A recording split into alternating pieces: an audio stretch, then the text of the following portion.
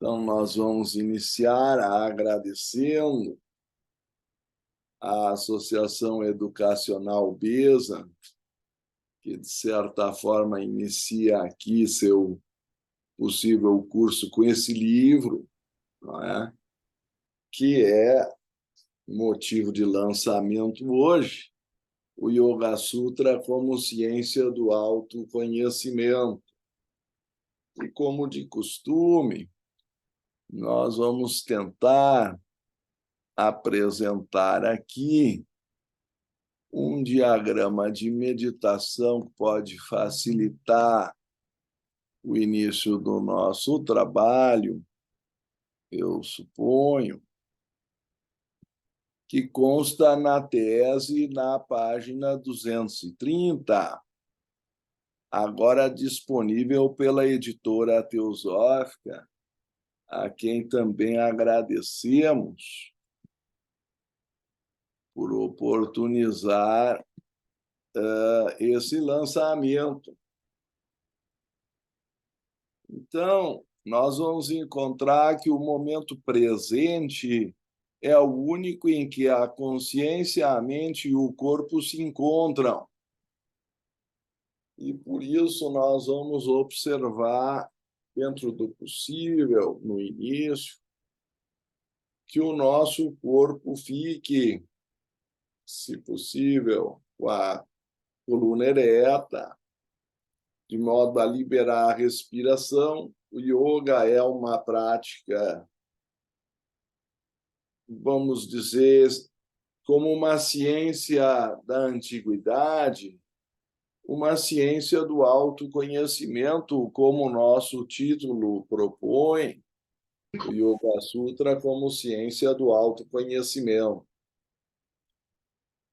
Um método experimental de autoconhecimento, se eu ousar vincular com a maneira atual de pensar, se é que isso não vira um anacronismo, mas, enfim, vamos observar a coluna ereta, a respiração profunda, assim liberando, distribuindo o peso nas costelas, uma pequena meditação pela paz mundial. Ó poderes do amor, nós vos prometemos nossa fidelidade, sabendo que somente o amor pode redimir o mundo.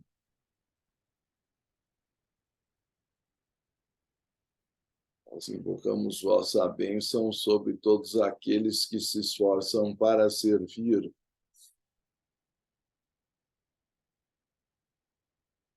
Nós invocamos vossa bênção sobre todos aqueles que têm de suportar sofrimento. Eles possam alegremente descobrir seu envolvimento em vosso amor, mesmo em meio à sua aflição. Nós invocamos vossa bênção sobre todos aqueles que intencionalmente infligem sofrimento, que eles possam ser movidos a retornar para vós e servir.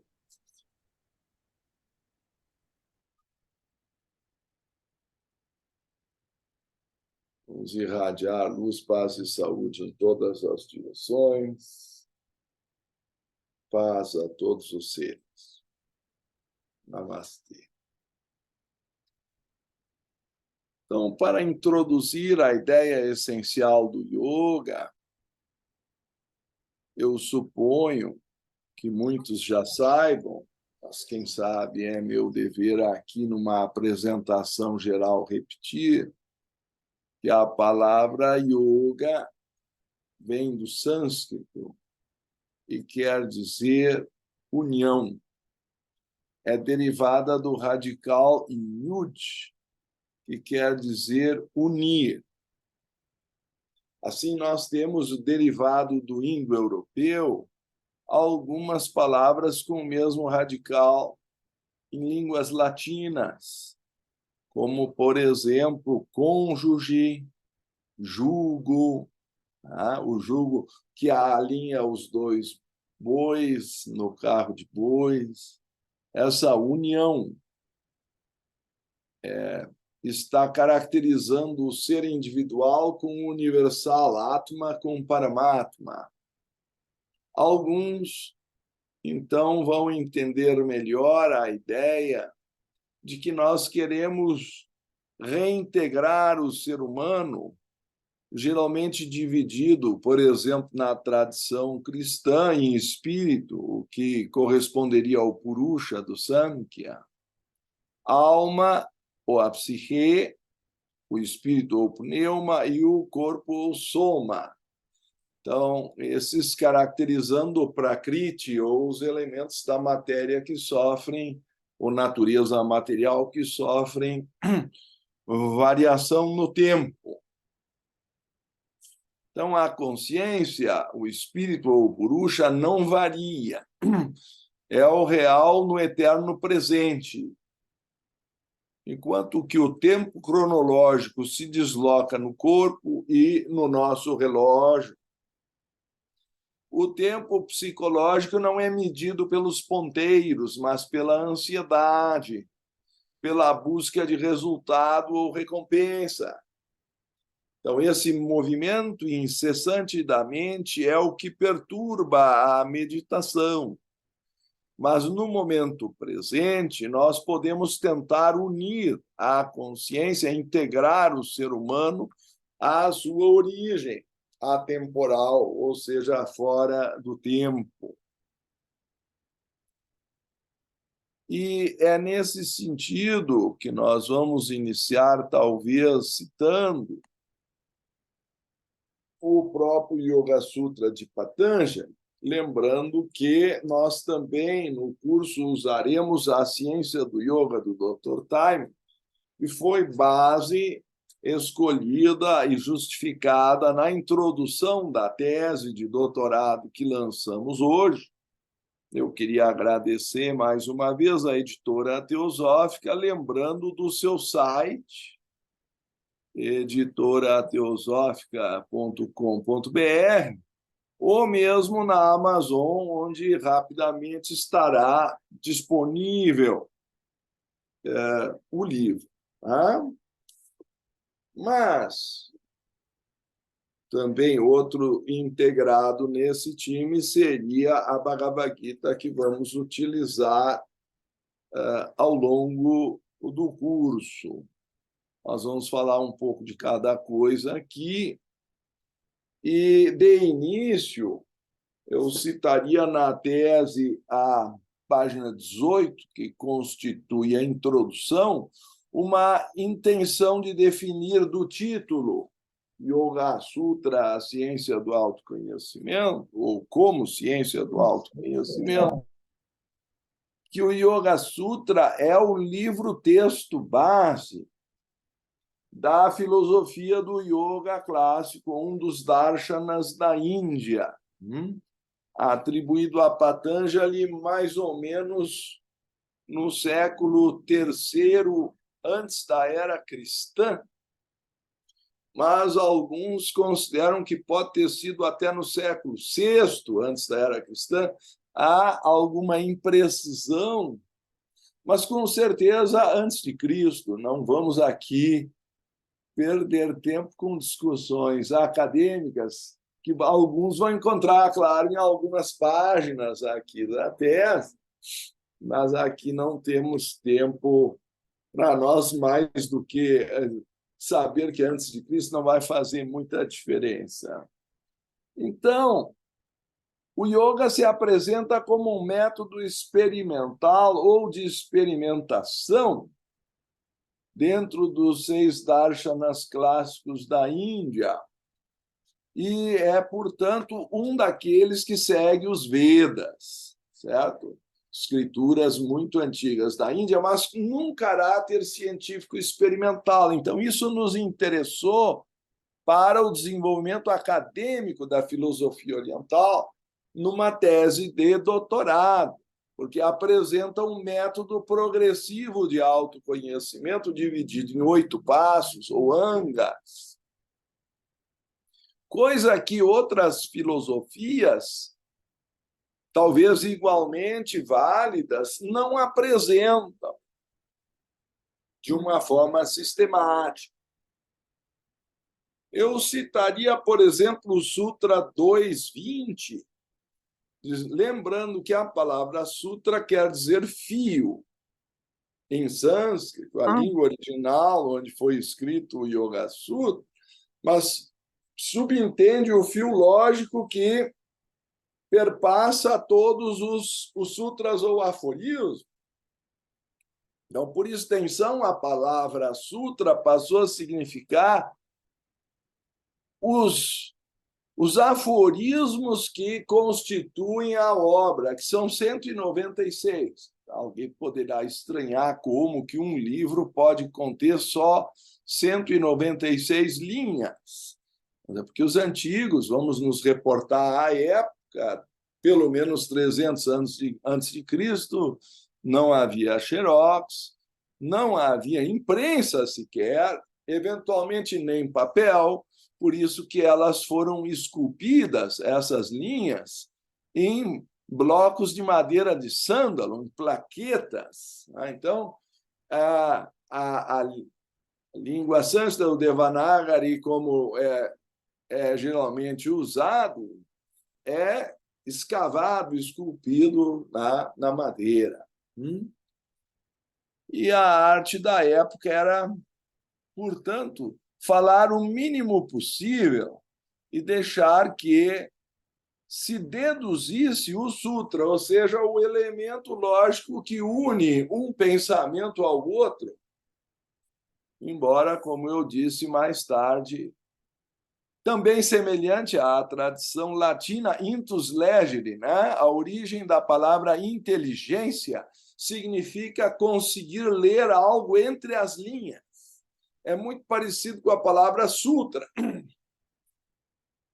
Porque ler o que está explícito, qualquer um que não é analfabeto lê.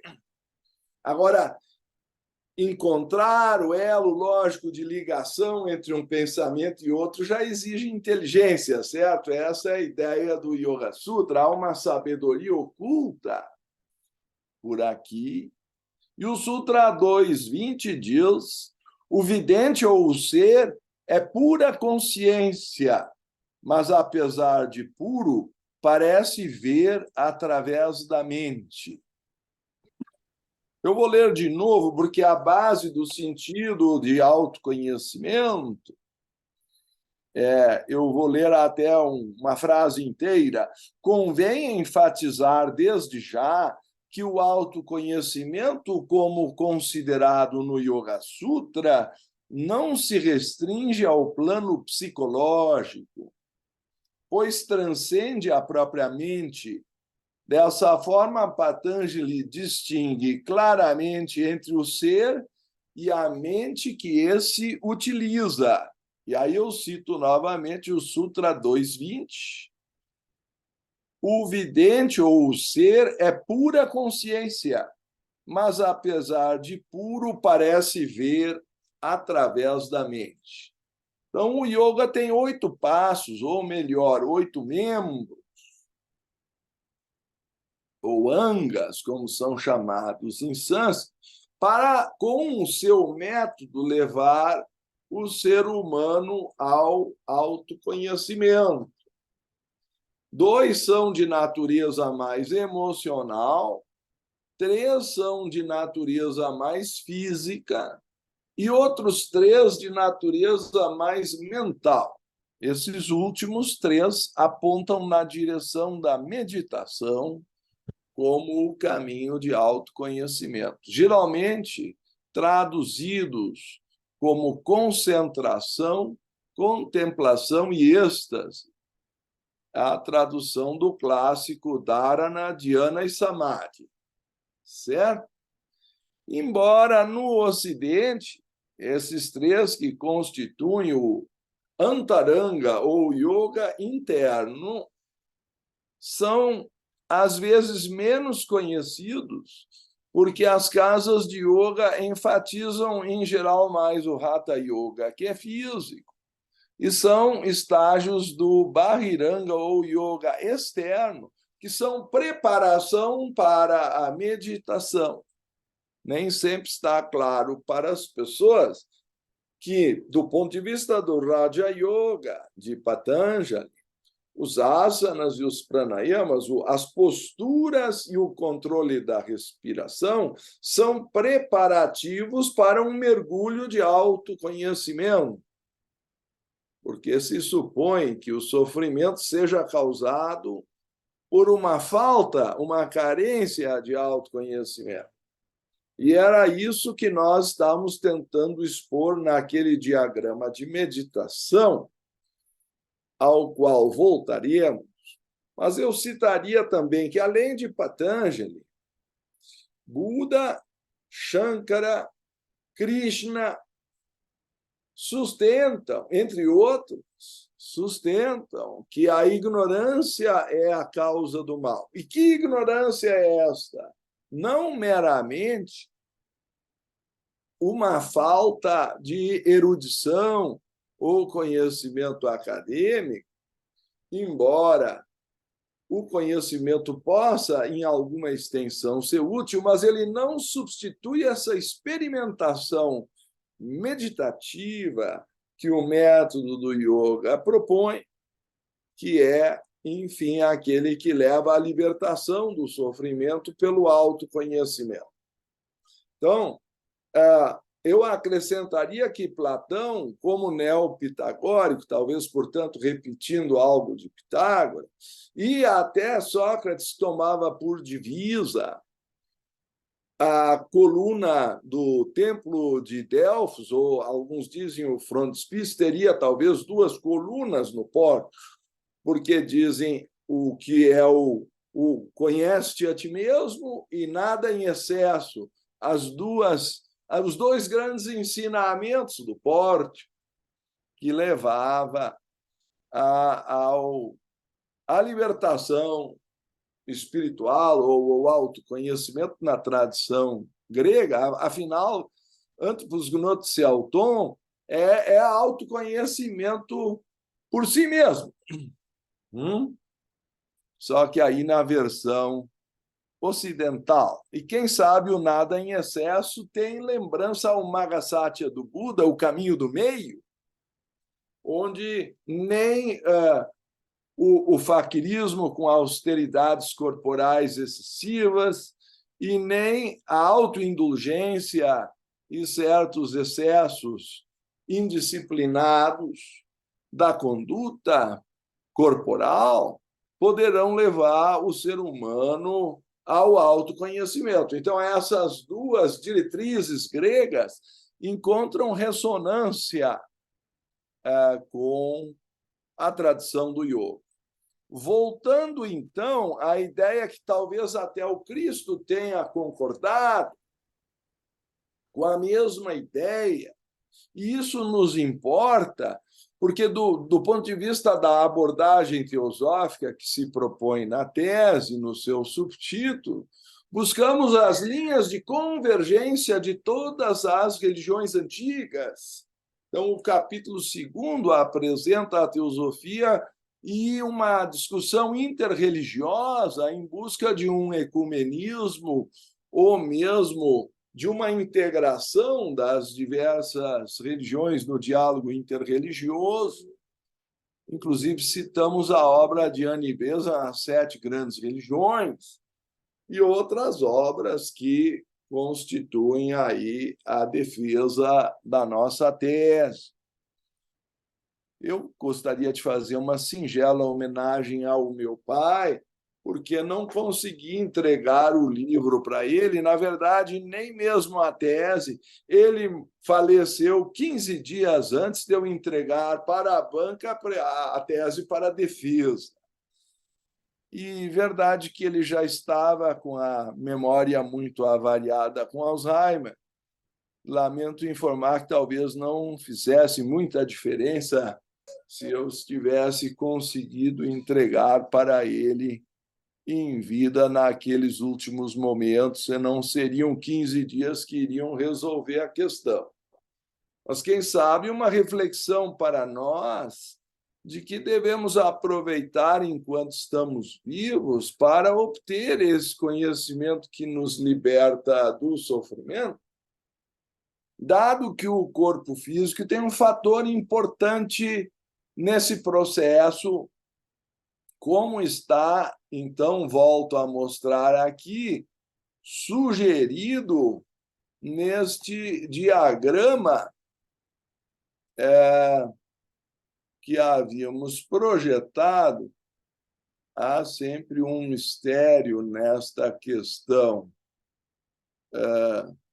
tecnológica, que às vezes essas coisas desaparecem. Então, eu vou voltar aqui, interrompendo o compartilhamento e chamando de novo o que eu pretendo mostrar. Agora acho que terei melhor sucesso. Pois bem, então, suponho que todos estejam vendo a representação do tempo psicológico e do tempo cronológico, a página 230 da nossa tese. Para quem, é claro, quiser estudar mais, nós vamos recomendar que se leia. Um trecho diz assim: toda ansiedade é uma fuga da realidade do momento presente.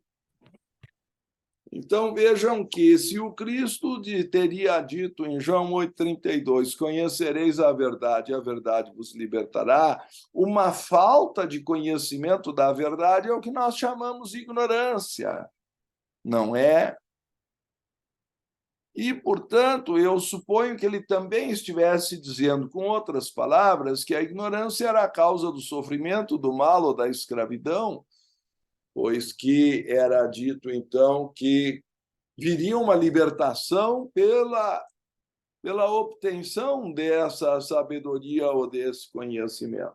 Então, quando todos esses pensadores, Cristo, Platão, Pitágoras, Shankara, Krishna, Buda, Patanjali, se orientam da mesma forma ou têm um ponto comum para a causa do mal ou da miséria humana, eu acho que isso deveria chamar a nossa atenção pelo diálogo interreligioso, pelo ponto de convergência da sabedoria antiga.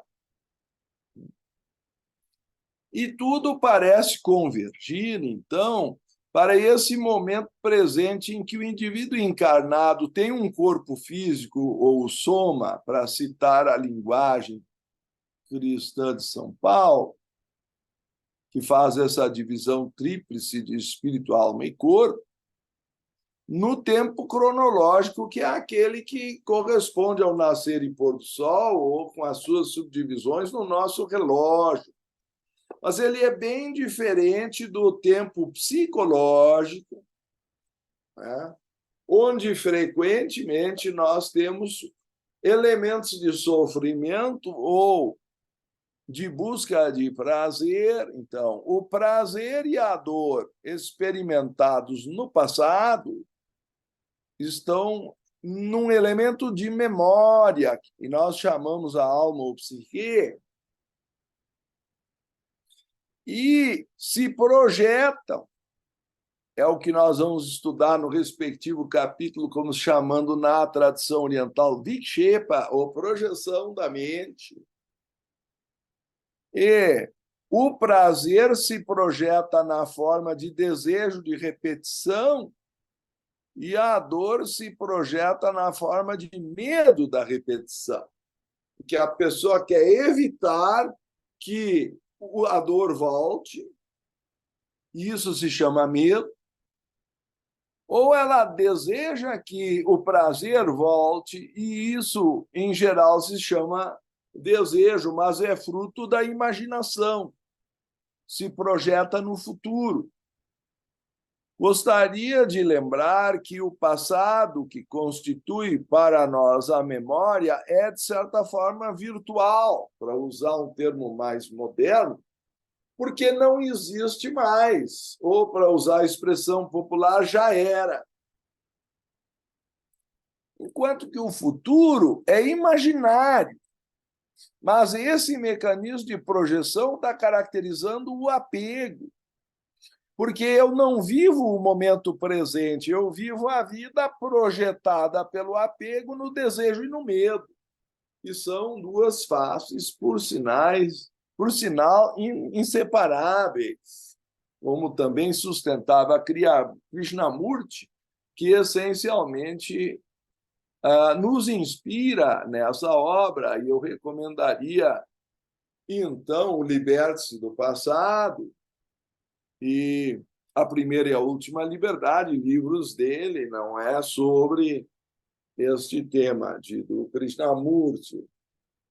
Mas isso está diretamente ligado no Samkhya, a filosofia mais antiga da Índia, à consciência espiritual ou purusha, que é invariável no tempo, em contraposição à natureza material de Prakriti, que abrange tanto a mente quanto o corpo, a alma quanto o corpo, na medida em que são variáveis no tempo. Só que o corpo parece nos dar uma certa estabilidade, e daí a importância do asana e do pranayama no método de Patanjali, para acalmar a mente por identificação temporária pelo estado do corpo. Então, se nós conseguimos, em estado de vigília, acalmar o corpo, isso repercute no fato de que a mente fica mais serena. E se essa aceleração de desejo e medo entrar nesse looping, a mente não consegue ficar no momento presente. Na verdade, para usar a expressão popular, ela nem consegue curtir o que ela acumulou. Porque mesmo que ela esteja, sei lá, nas férias, numa piscina, para curtir o que de melhor a vida pode oferecer, se ela estiver preocupada com medos ou projetando ansiedades, ela não consegue vivenciar nem os prazeres que aqui são oferecidos naquele momento. Esse eu acho o grande símbolo e o sucesso do cinema, né, da cinematografia, da história do US Titanic, ou o nosso Titanic, né? Porque ali se vê a transitoriedade de tudo que de melhor a vida poderia oferecer numa viagem de alta classe, luxo daquela época, de repente vai tudo oceano abaixo e as pessoas morreram a milhares, baseados, em grande parte, na arrogância de que aquele navio era insubmergível. Nós não sabemos do momento seguinte, nós só sabemos do momento presente. Esse é o momento real. É aqui que a mente, se ela quiser encontrar a felicidade, tem que se fixar. E isso não é tão fácil como poderia parecer, e aqueles que tentaram meditar sabem do que eu estou falando. A primeira coisa que uma pessoa que tentou meditar pelo menos uma vez na vida vai descobrir é que não consegue facilmente colocar a mente onde quer. E que surge a sensação de duas vontades, uma do nosso ser, a consciência, e outra da mente.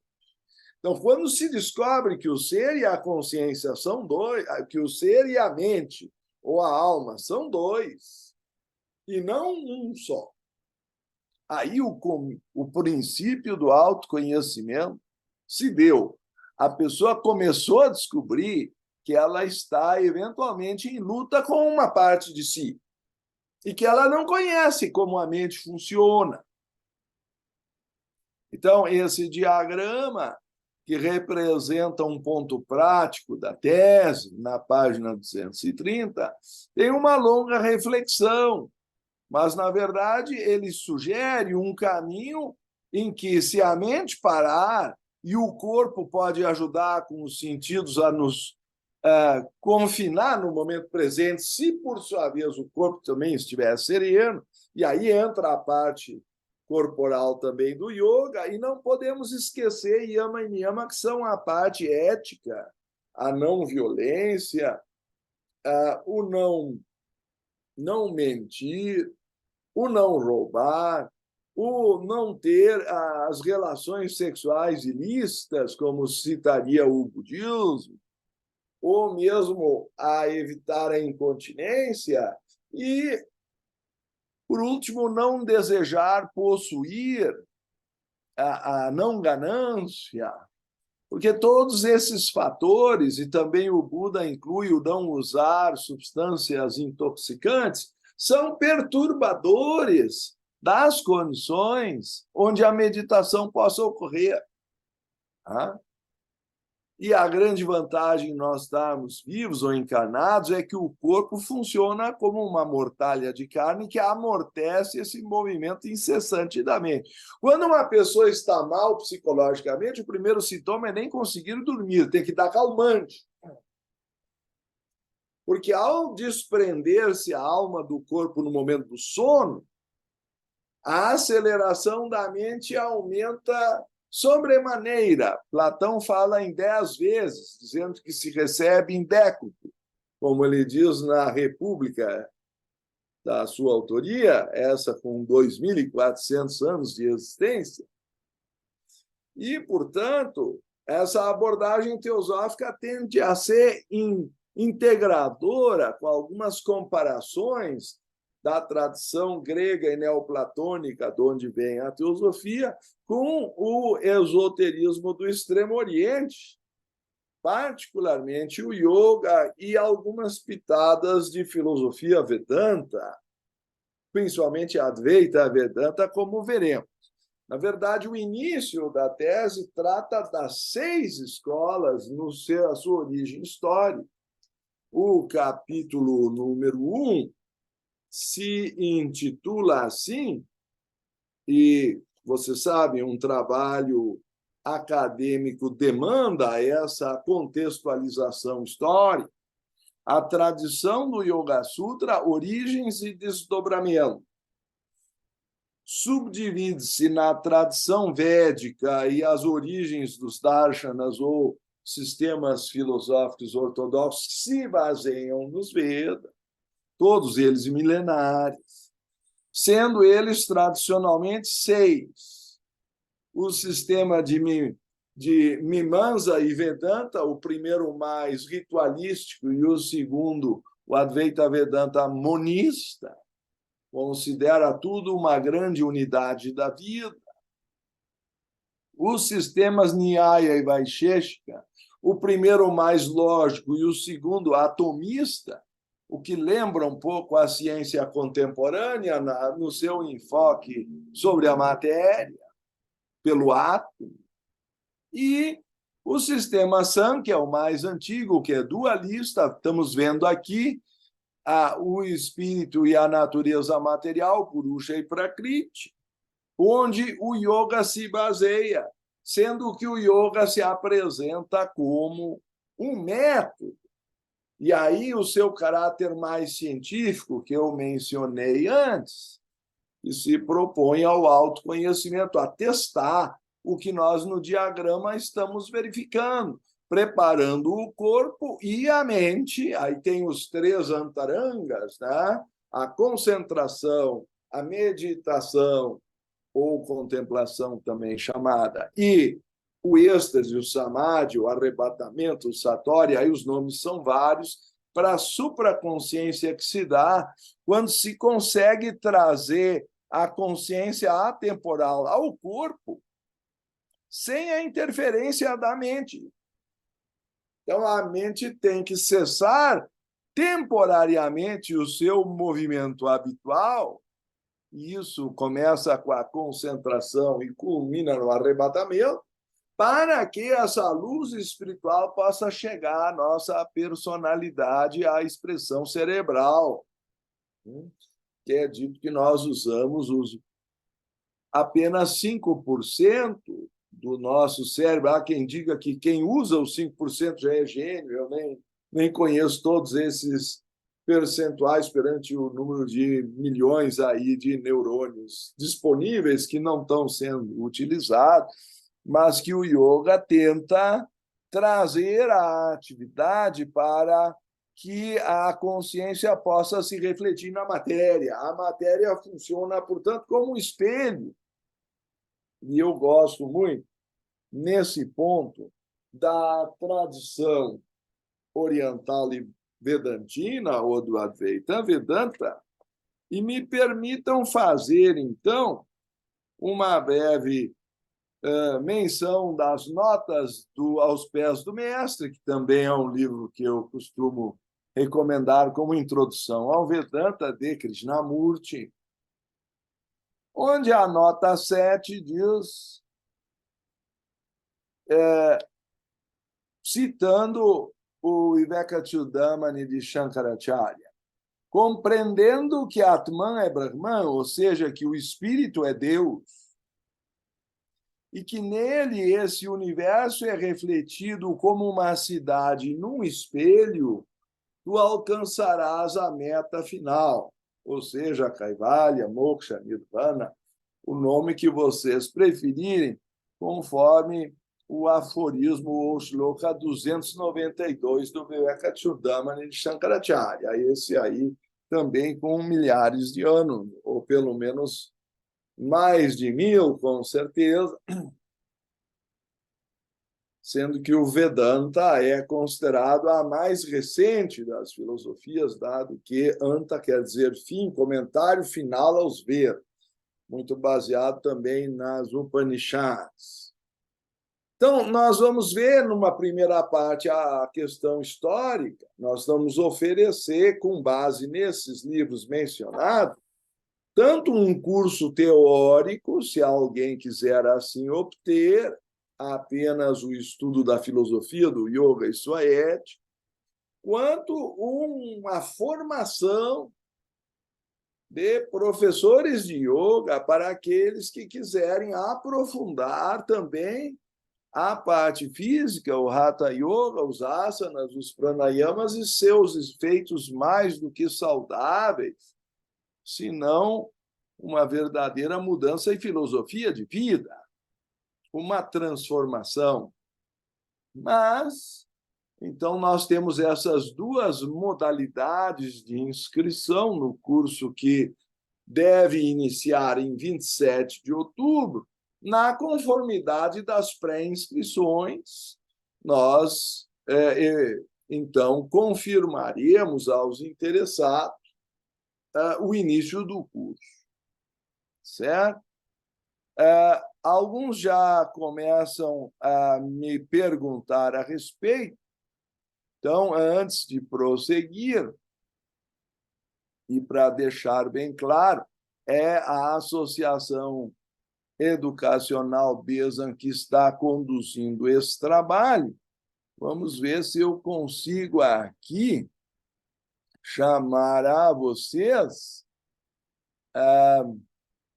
esse tipo de menção, porque nos interessa deixar claro onde conseguir mais informação para aqueles que estão interessados, de modo que não haja, nesse sentido, qualquer dificuldade. E, por isso, eu transcrevo aqui, suponho bem visível, essa referência. O site vem do termo Associação Educacional Besan, que é um braço educacional da Sociedade Teosófica no Brasil, que está, em parte, sob minha orientação como diretor-presidente por enquanto. E o site é www.aebesan.com.br, que é uma abreviatura de Associação Educacional Besan, certo? Então, acho que, quanto a isso, suponho que não haja a maior dúvida. Eu vou voltar ao ponto mais importante, creio, que é a ideia de que a mente é constituída por camadas. E, para tanto, vou citar uma outra página do livro, que eu voltaria a mostrar aqui, uma adaptação do livro do Dr. Taimini, que eu também devo recomendar, da editora Teosófica, Autocultura à Luz do Ocultismo. Esse nós estudamos eventualmente uma vez por mês, às sextas-feiras. Mas qualquer observação dos cursos pode ser obtida com informações no site já mencionado. Nosso interesse é mostrar, então, deixa eu ver se eu consigo chamar aqui esse outro diagrama da tese, que é adaptado do nosso livro, A Tradição Sabedoria, que, por sua vez, é também adaptado do Dr. Taimini, no livro que acabamos de mencionar.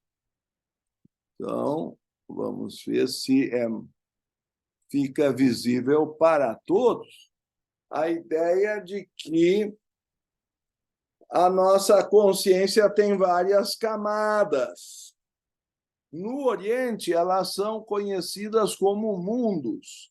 Burloka é o mundo físico, Bhuvarloka é o mundo emocional, Svarloka é o mundo mental, Maharloka é o mundo intuicional, Janarloka o mundo espiritual, Taparloka, então, seria o mundo monádico, e o Satyaloka, o mundo da verdade ou divino. Satya, em sânscrito, quer dizer a verdade, né?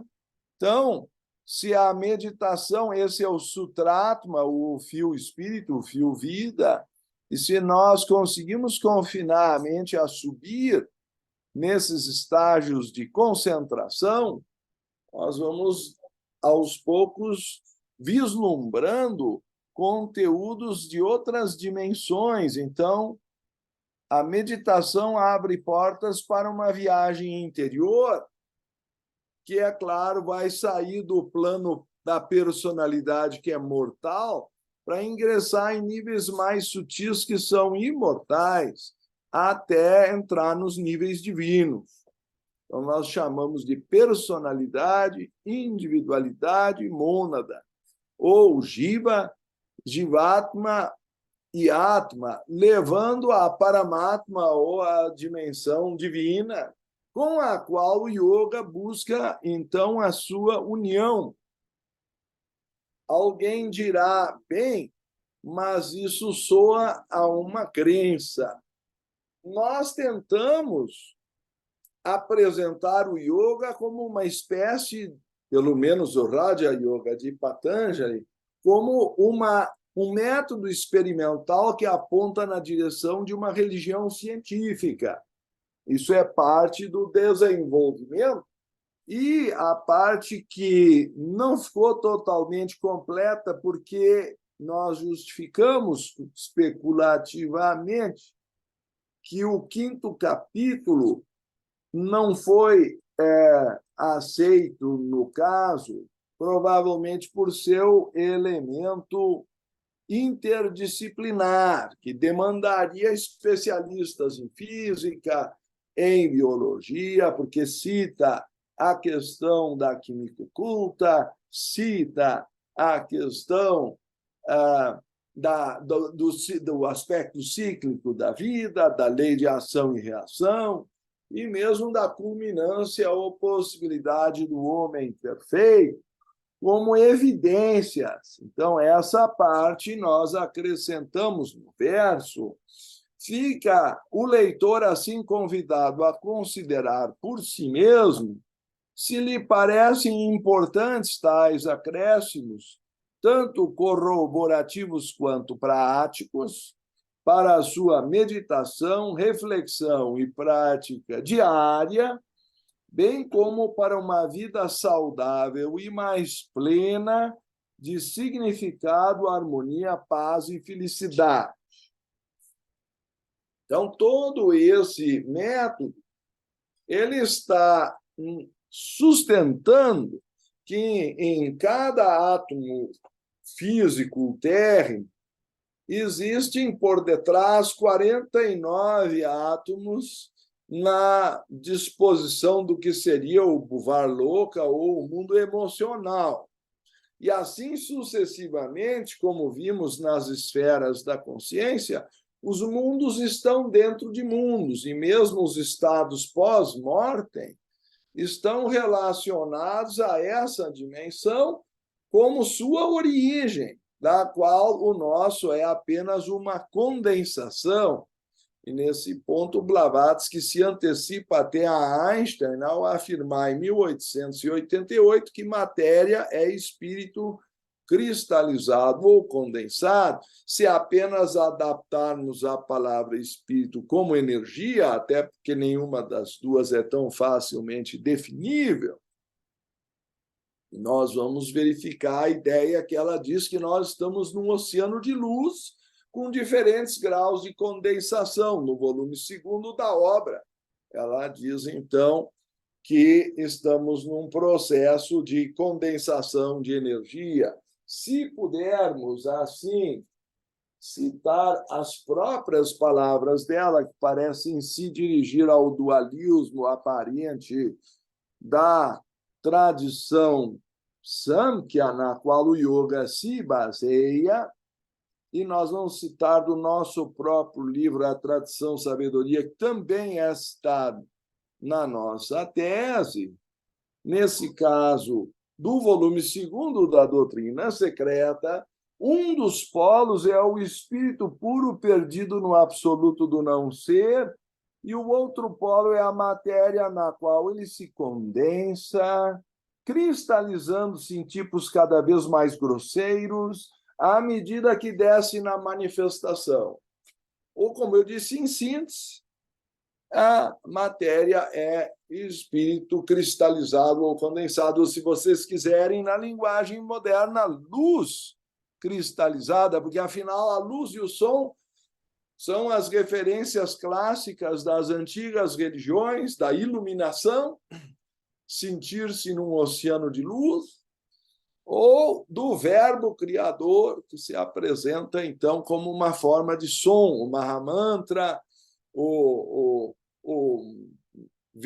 mantra Virya, e todas as expressões que existem na filosofia oriental referente ao mantra yoga, que é uma das 7 subdivisões. Nós vamos estudar também as 7 subdivisões na tese e no nosso curso, a saber, o Raja Yoga, que é mais da vontade e engloba todos os outros, por isso chamado Yoga Real, o Karma Yoga, o Buddha Yoga, que é voltado mais ao próximo, à intuição e ao conhecimento intuitivo, o Jnana Yoga, que é o yoga do conhecimento, o Hatha Yoga, que é mais ligado ao físico e até à sua beleza, ao Laya Yoga, que é ligado à descoberta do sentido dos sons interiores e da pesquisa interior, de energias, e o Bhakti Yoga, que é devocional e místico, como é semelhante à devoção, talvez, cristã e de outras religiões, e o Mantra Yoga, que é baseado no som. Tá? Então, feitas essas considerações preliminares do nosso curso, eu voltaria aqui a mencionar que a ignorância é vista como falta de autoconhecimento e que, portanto, é por meio de um método meditativo que nós vamos descobrir essa essência de sabedoria, não é?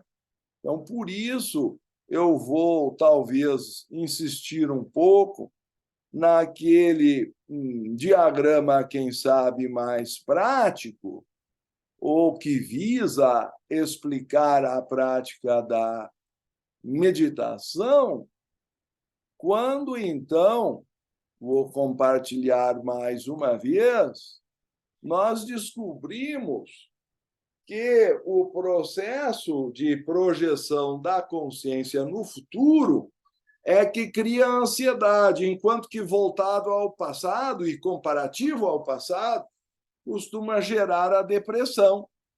Tá? Então, a mente projetada pela imaginação do futuro fica ansiosa, mas se comparativa a experiências agradáveis do passado que não consegue repetir, aí entra no processo depressivo. São as grandes dificuldades do chamado mundo moderno, se posso assim mencionar, alguns chegam a dizer que é a doença do século,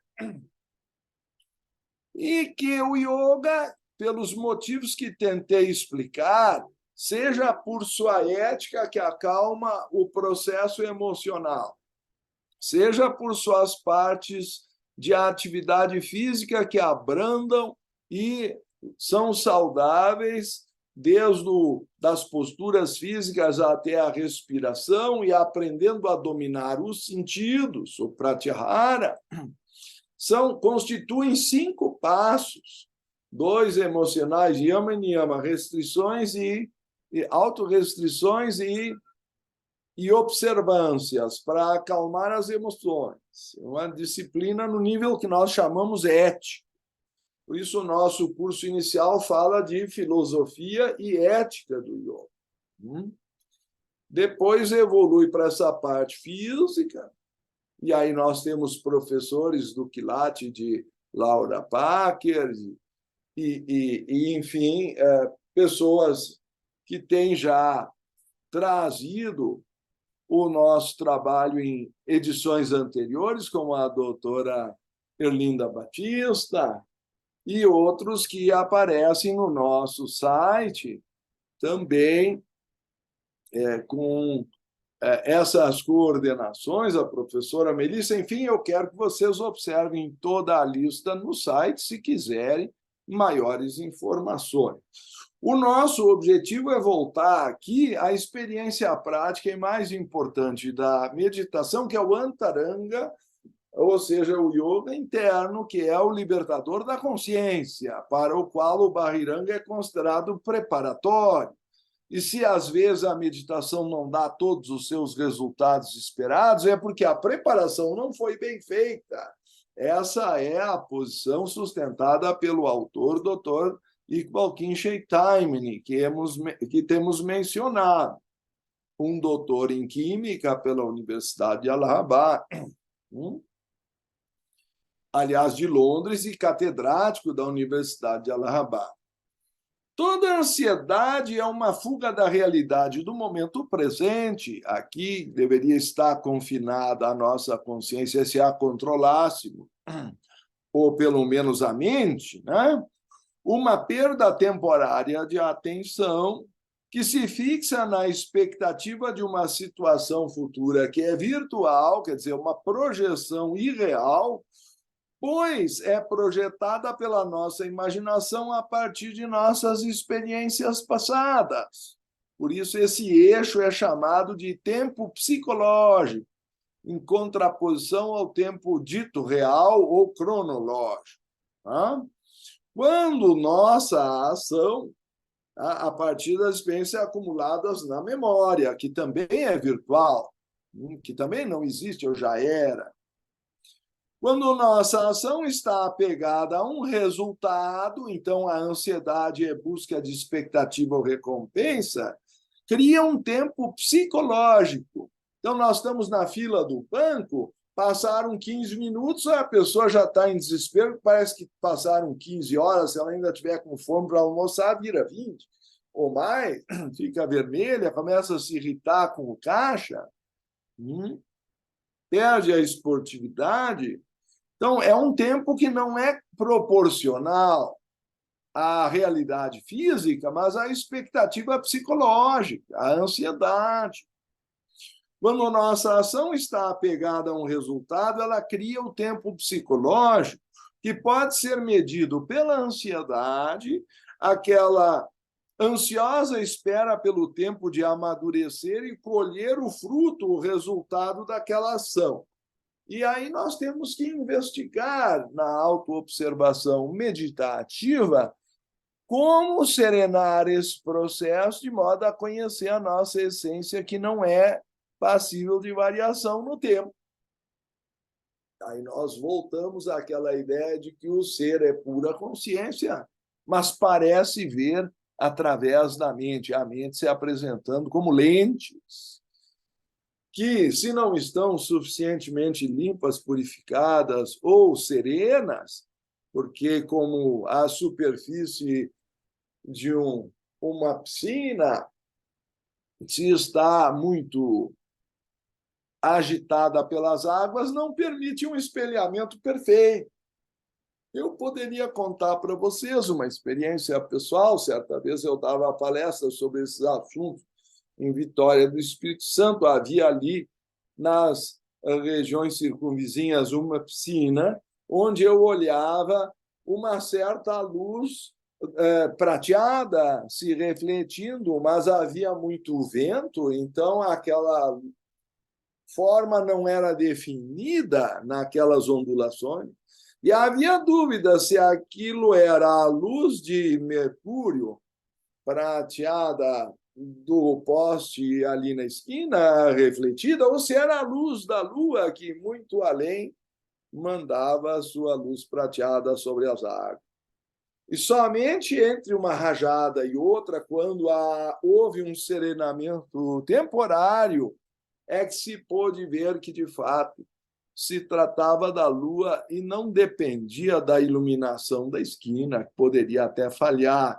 Então, assim, os antigos poderiam comparar uma luz que se apaga de uma luz que é eterna e imortal, e que não depende das circunstâncias ambientais ou corporais. A descoberta da nossa essência como luz é a meta do yoga, mas não de um ponto de vista meramente teórico.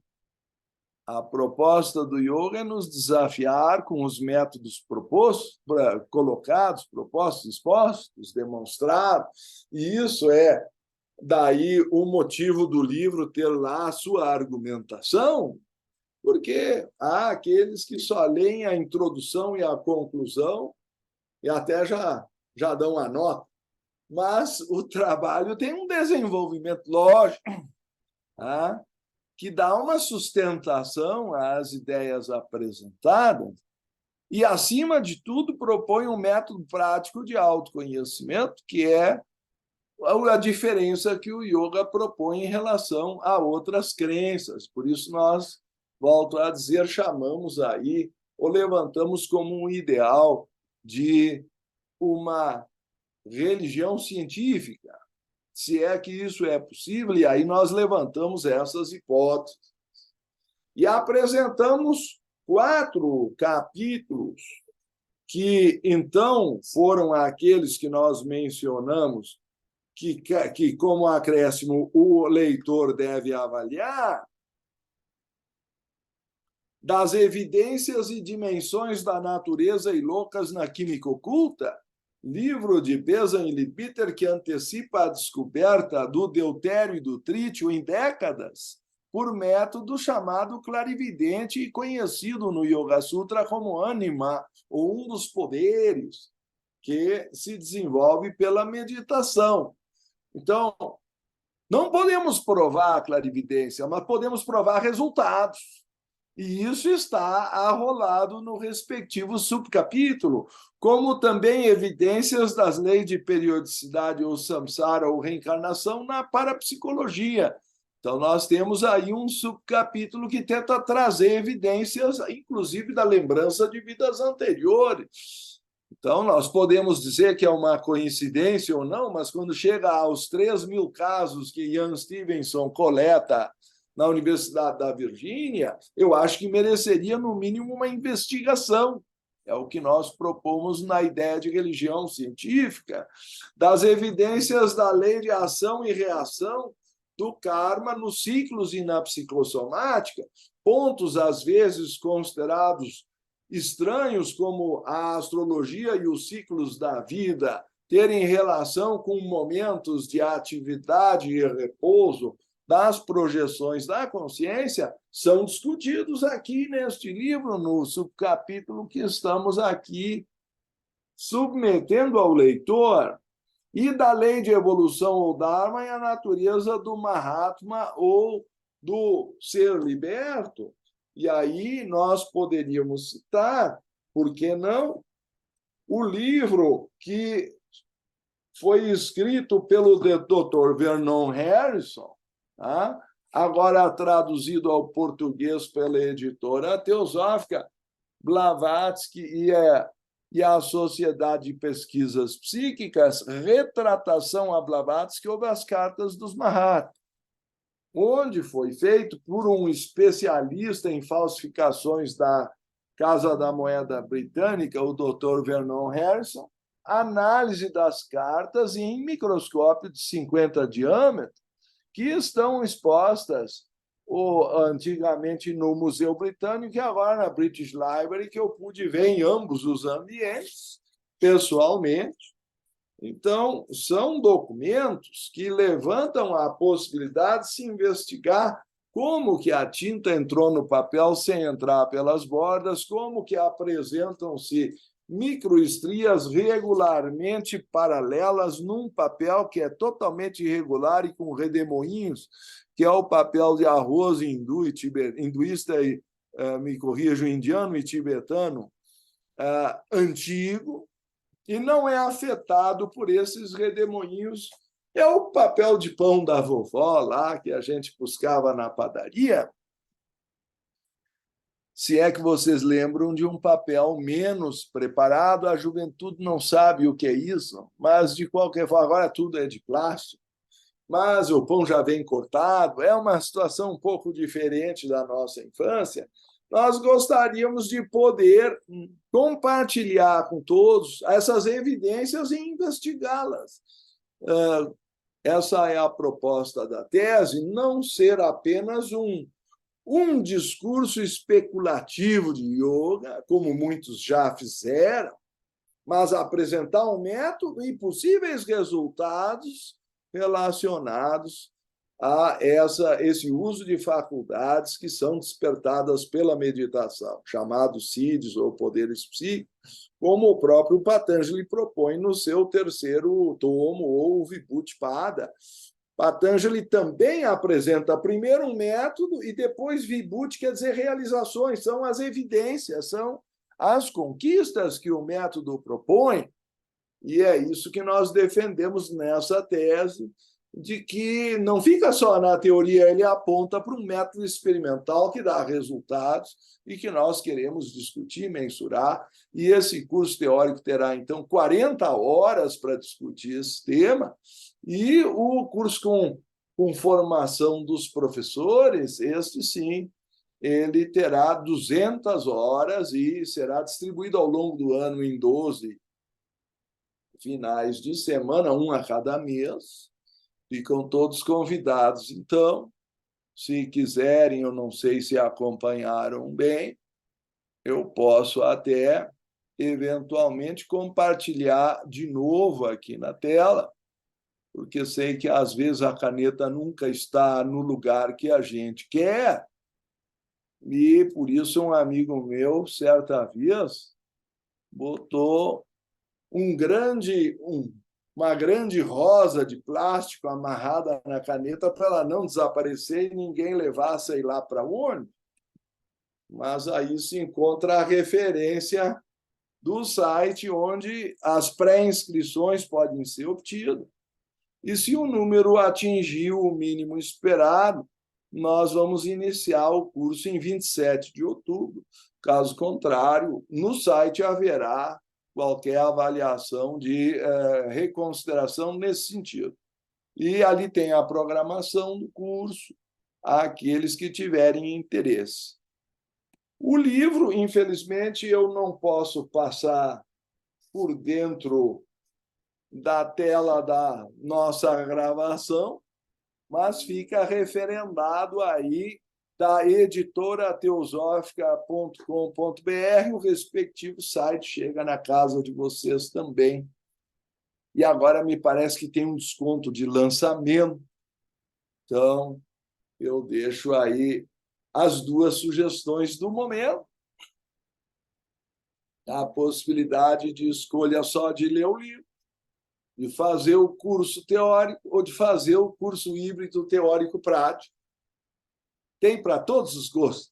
E tem aqueles que querem ficar só na palestra de hoje, dá para assistir de novo, vai ficar à disposição, também suponho, no site da AEB, ou ali remete ao YouTube.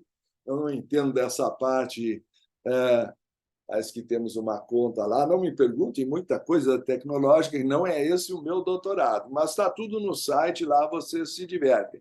Se houver alguma questão ou pergunta que queiram encaminhar pelo chat, eu não sei se a Márcia me ajuda aí com essa parte de Sim, gerenciar Ricardo. a comentários ou questionamentos. Muito obrigado mais uma vez à Associação Educacional BESA, a Editora Teosófica, a Sociedade Teosófica, e dedico ao meu querido pai que não pôde assistir à respectiva palestra, com todos os agradecimentos que já constam no prefácio e na parte de agradecimentos atrás, que é um número de agradecimentos é muito maior, e eu teria medo de agradecer a um e esquecer o outro, então já está por escrito, e ali eu espero não ter cometido maiores pecados.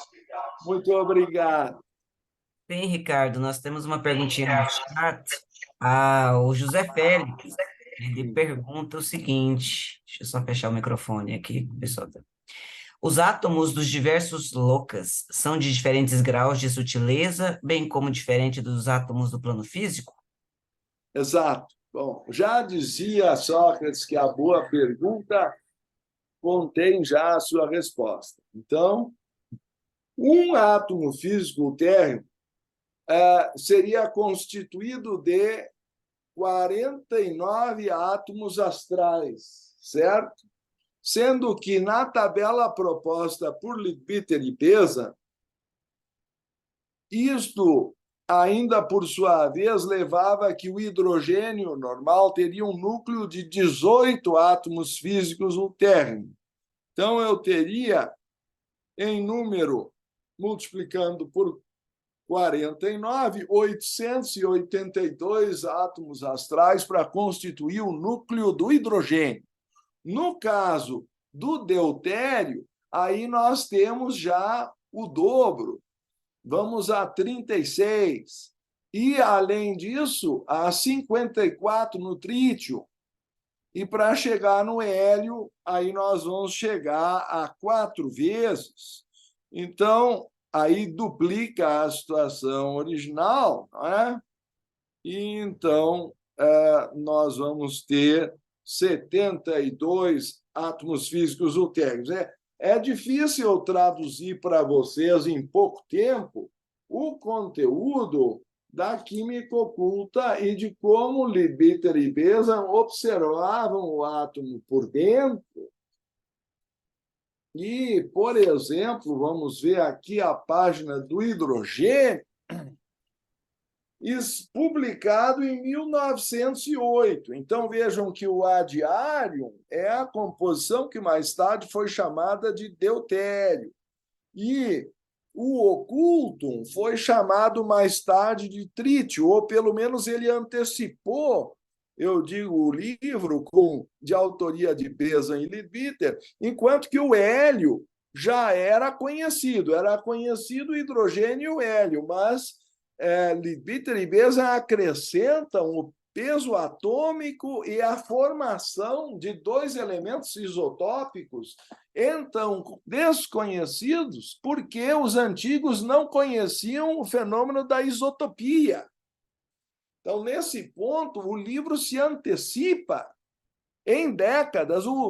O deutério só foi descoberto em 1932 por Brickwood, e o trítio, que é o seu componente radioativo natural, que é usado na bomba de hidrogênio, só se foi descoberto por Rutherford em 1934, ano da morte do Leadbeater. Eu ainda não sei porque Leadbeater morreu em 1º de março, eu preciso saber em que mês a descoberta de Rutherford aconteceu, para saber se em vida Leadbeater ficou sabendo ou não da descoberta do último elemento ali, radioativo, que mais tarde, infelizmente, foi usado para fazer a bomba de hidrogênio. Então, vocês vejam que o livro publicado em 1908 é arrolado no item 4.1 da tese, e, inclusive, eu não tive tempo aqui, é claro, eu suponho, de fazer uma síntese de tudo, mas o átomo físico térreo está diagramado aqui na página 285, na sua versão positiva e negativa, tá? Com as suas respectivas espirilas, e as tabelas de comparação do hidrogênio e seus núcleos em 18 partes, que antecipam o quark e o subquark, esses, então, descobertos a partir da década de 60, e as tabelas de correspondência do peso atômico visto pelo sistema químico normal, o peso atômico químico do espectro de massa, comparado ao que ele antecipa, o livro antecipa, Besom e Leadbeater antecipam, pelo chamado peso atômico psi, ou calculado pela via clarividente. Então, se eu pudesse mostrar todo esse diagrama, mas eu vou ter que convidar todos a ler o livro, porque não vai ser possível examinar item por item da tabela projetada no item 5.1. Não sei se isso ajuda a responder, mas sim que o mundo dos mortos está dentro do mundo dos vivos. E se eu fragmentar o átomo suficientemente, eu estou no mundo do astral ou emocional, e não outra esfera, senão que é uma esfera mais sutil, respondendo exatamente ao José Félix, que são átomos mais sutis e, portanto, têm liberdade a mais e constituem uma nova dimensão da consciência. Eu não sei, parece que a TT estava pedindo a palavra, eu tive essa impressão. Parece que sim, mas na sequência nós temos uma outra pergunta, Por Ricardo. favor. O Luiz Araújo pergunta: o curso de formação também pode ser feito para conhecimentos e práticas pessoais, não necessariamente só para dar aula? Ele quer saber se pode fazer isso. O que a pessoa vai fazer com o diploma e o certificado é assunto dela, ninguém é obrigado a dar aula, evidentemente. Mas o nível de apresentação do curso com a certificação da Aliança do Yoga é um nível de um curso de 200 horas com professores essencialmente qualificados, que a Aliança do Yoga não permite. É justamente essa certificação que dá o valor profissional ao diploma. O nível teórico, que nós vamos dar o curso de 40 horas, é só um curso de participação, porque nesse não há a mesma pretensão profissionalizante, certo? Agora, os 8 polos, aí vai depender das cidades apresentarem os polos, porque o curso, no aspecto de formação de professores de yoga, é acompanhado por tutores. Aí ele tem uma parte prática e uma sala onde os exercícios serão feitos e um telão, por isso que ele é híbrido, onde as aulas dos professores nacionais vão ser acompanhadas pelos tutores locais, certo? Então, são, no momento, 8 cidades que estão apresentando essa possibilidade, a saber, Curitiba, ou melhor, talvez pela ordem alfabética, Brasília, Curitiba, Bom, daqui a pouco eu vou pela geografia, porque senão me perco. São Paulo, Rio de Janeiro, Juiz de Fora, Cuiabá, Campo Grande e João Pessoa. Tá certo? E Centro Raja, né? São Bom, Paulo. São Paulo é o centro Raja, tá?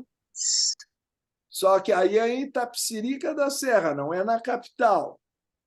Mas é um lugar de retiro extraordinário para se fazer, até para passar o fim de semana, se quiser, tem alojamentos lá.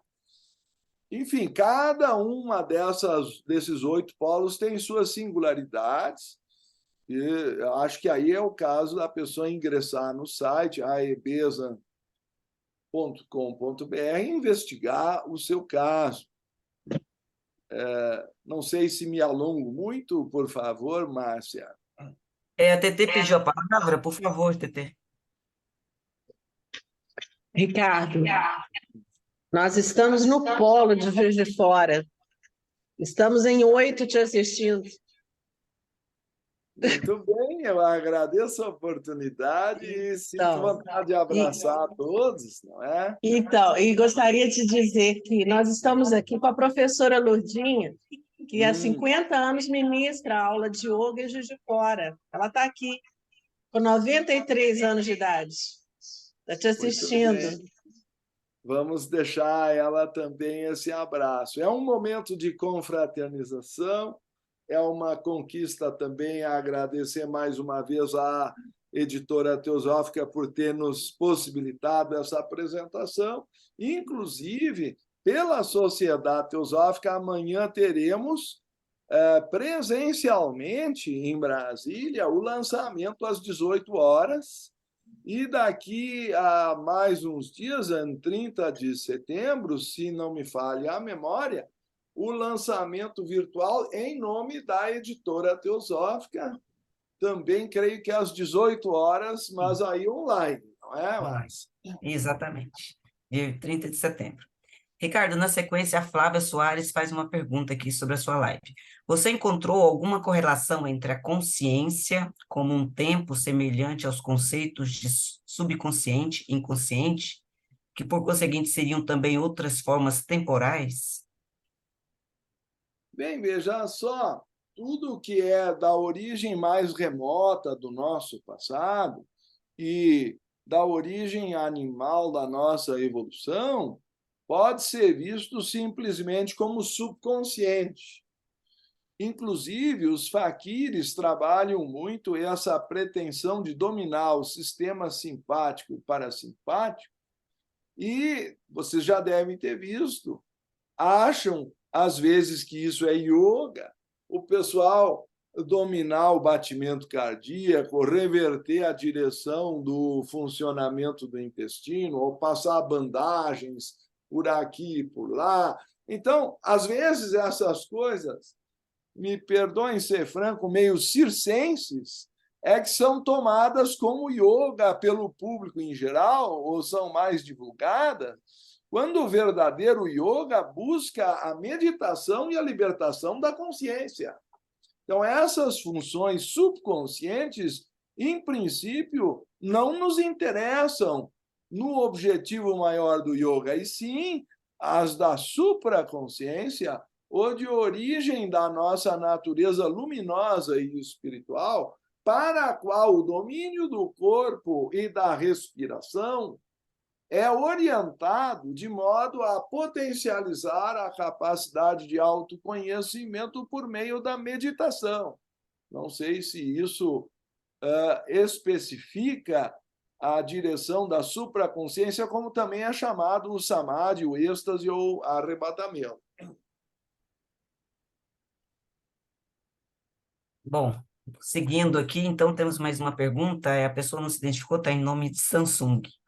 Considerando o passado e o futuro como uma linha esticada entre dois pontos, por que insistimos em ir aos extremos e não ficar onde estamos na realidade presente?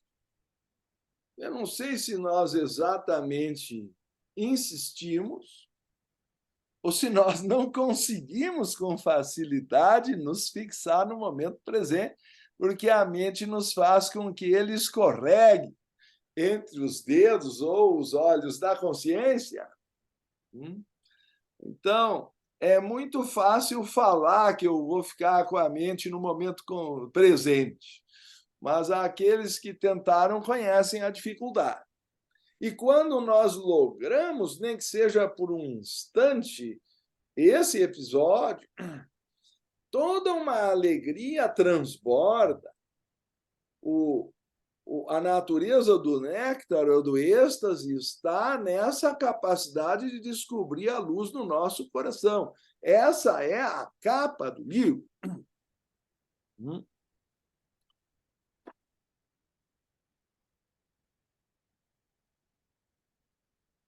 Bom, não temos mais perguntas, Ricardo, no chat.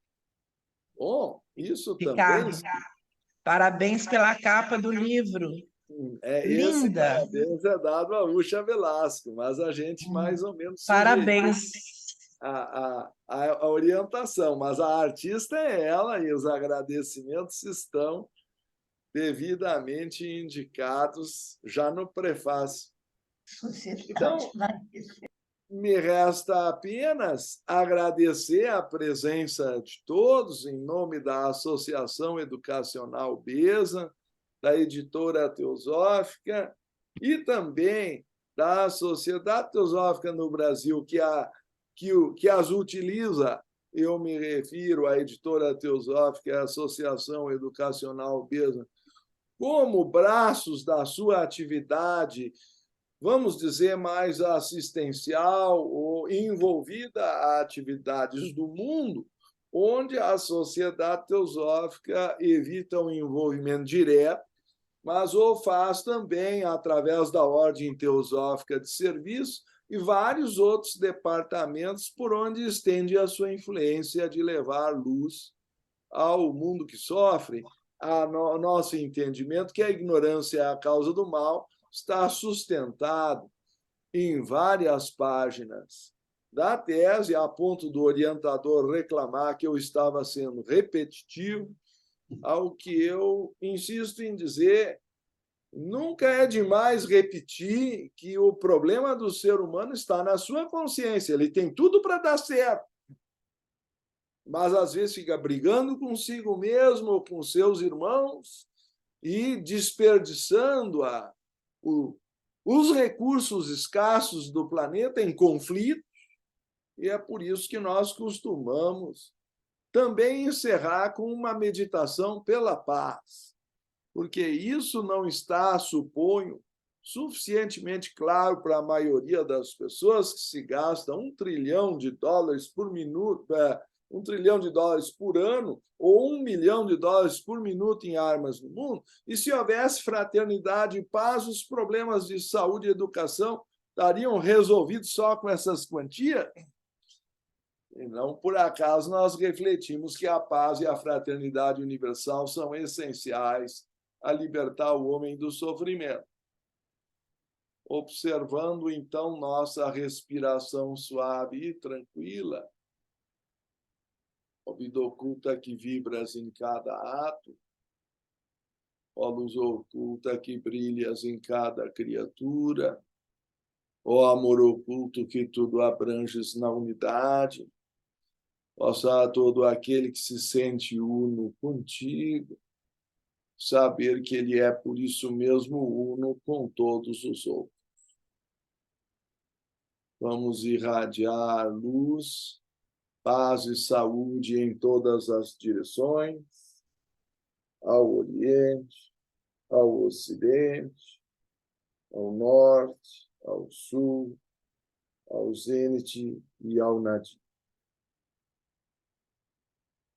Todos os seres sejam felizes, todos os seres sejam ditosos. Paz a todos os seres. Namastê. Namastê. Então, no site haverá as orientações até para assistir de novo essa palestra, que ali será disponibilizada direta ou indiretamente. Grande abraço a todos. Valeu, pessoal. Até a próxima. Até mais. Tchau, tchau. Obrigada. Tchau. Tchau. Obrigada, queridos.